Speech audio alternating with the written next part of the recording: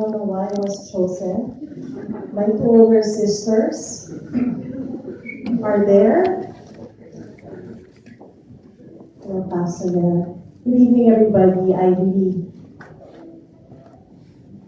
usually have a lot to say, but first of all, I'd like to thank everybody who've been with us for the past 3 nights. It's now that I really understand why we need to have a wake.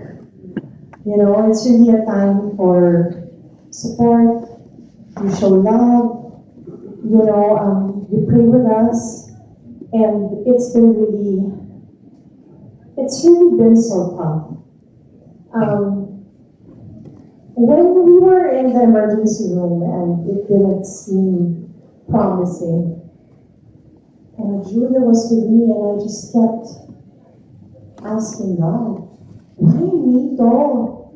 Why? And I don't know why I was questioning God, but I was like, why him of all people? Why would I say that? Because Mito was the center of everyone's life. There was always a Mito in our lives. If there's one person that is constant, never absent, first to arrive, like my daughter would say, and the last to leave. Nasa ira na kami ng poblasyon ng mga party, andyan pa rin si Mito. And then of course,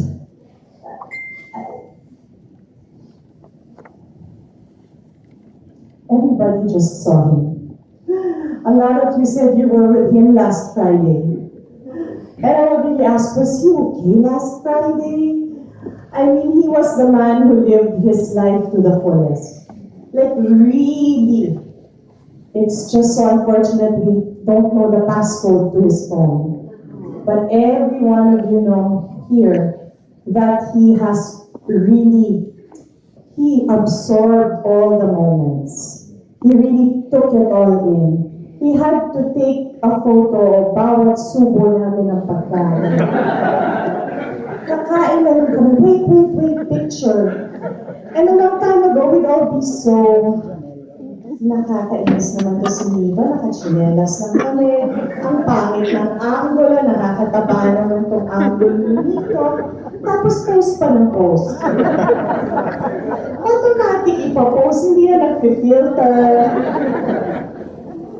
But then, like about 2 years ago, I came across an Instagram quote or story that said, there's that one person who wants to keep the memories. So, pumayag na kami. Hayaan mo ha? Yung post, so hayaan mo na magpa-picture tayo. Kasi, kakailanganin natin pag may namatay. Maraming memories. Hindi ko mabasa, wala akong eyeglasses. Okay, the taker of the photo. Yes. I am the taker of the photos. I am the receiver of the girls. The eye rolls and hurry-ups. I am the one who disrupts the moment to capture them. And sometimes it's hard to be that person, but I am also the holder of the memories.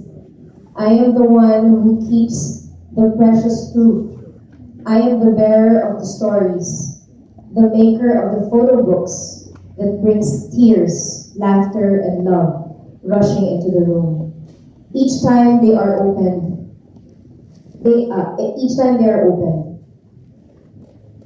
the eye rolls will be replaced one day with absolute all-consuming gratitude for the image of a smiling face, so missed, a memory returned home to stay. Keep disrupting life to capture it, my friends, when it's all that is left. Someone somewhere will be very glad you did. That was that every time. Official photographer. Pero walang may alam ng passcode. Oh my goodness, we don't want to know anymore. Of all the naughty things he's done in his life, he must be a cat with 9 lives. There's so many stories of him his car going under a truck when he was young, driving at 9 years old, biting his tongue while playing basketball. Nahigad na yan, na na-ER kasi mamamatay na. He's done so many dangerous things in his life, but if there's one good thing, and the most perfect thing that he did, was he gave us Connie.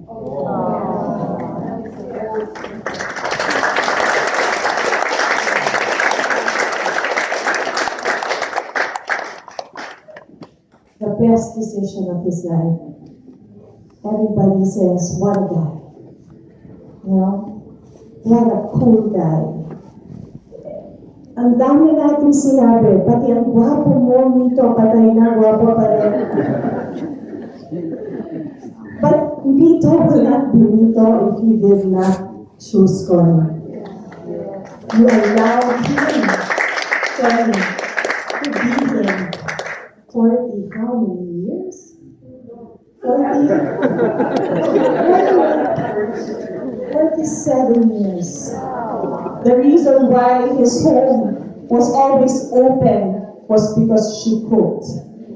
Was because she allowed it. And because she loved us as much as Nita loved us. So without you, he's not what a guy.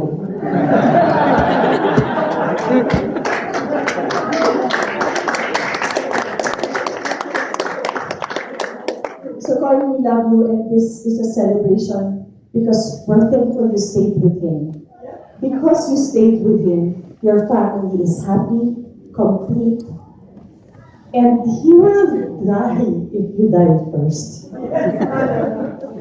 Thank you for taking care of him. More than that, thank you for allowing us in your lives, all of us in your life. Your home will still be our center, Con. And we will love you and take care of you.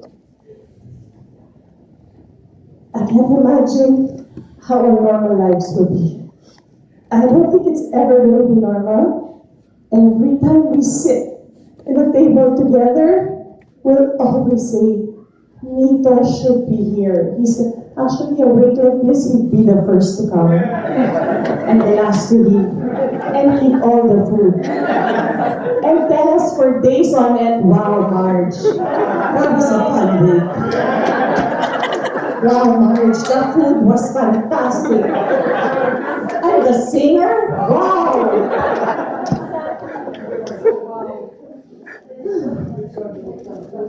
Of course, pag may lechon, mauna yan. Just the other Sundays, sorry, Pastor. The other Sunday. Pinatawag niya. It was just everybody was sick. We couldn't have a Sunday lunch together because Nito's family was all sick. But then, konti kami, magkakapatid. Sama, it was such a quiet group. No, it was a small group, but then I didn't want to go. Parang for some reason, I was so lazy, but I did. And we laughed so much. That night, the whole day till night, we laughed so much, me and my older siblings, and then kumain kami ng chicharon bulaklak at bituka, but that's not the cause of death, guys. Kasalanan ko yun, pero no, 2 weeks ago yun. We ate so much, we laughed so much. And I went home and I told my son, why were we so happy that night? I don't know why I worried why we were so happy. And that was the last time I saw it. And then we had photos. Tapos sabi ko na mag-post. Well, person hindi nag-post ang kapatid. Again, thank you everybody. We will miss Nito. I know in every human session, there's a murder group, there's a Nami groups. My BGC group, my Texas Roadhouse group, dahil pinapayagan ni Connie, don't forget. We will all miss him. In every graduation of my children, I raised my kids with with no father, but they had Nito. First they had my dad, what a bonus. Then they had Nito.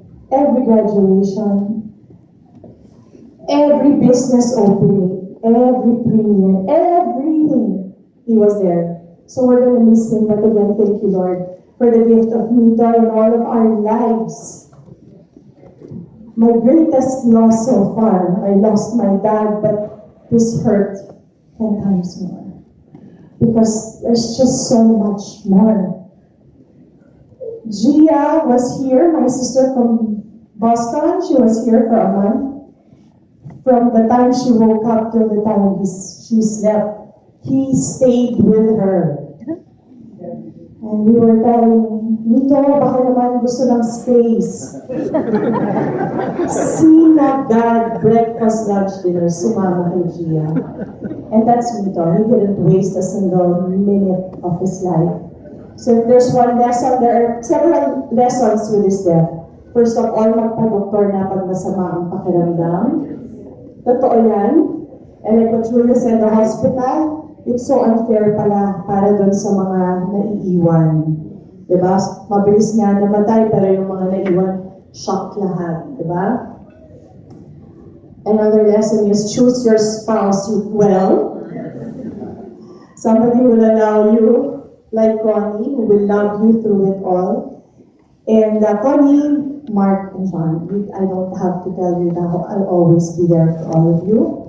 My cousins tell me, now I have to be the representative. I'm not as fun as him. But I will try. And please always remember Mito. Please continue to pray for him. Please celebrate him with every shot, and I won't mention the others.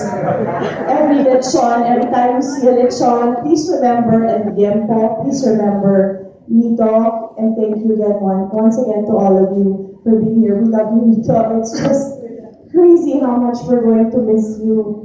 But I don't know, maybe God knows why. So thank you very much.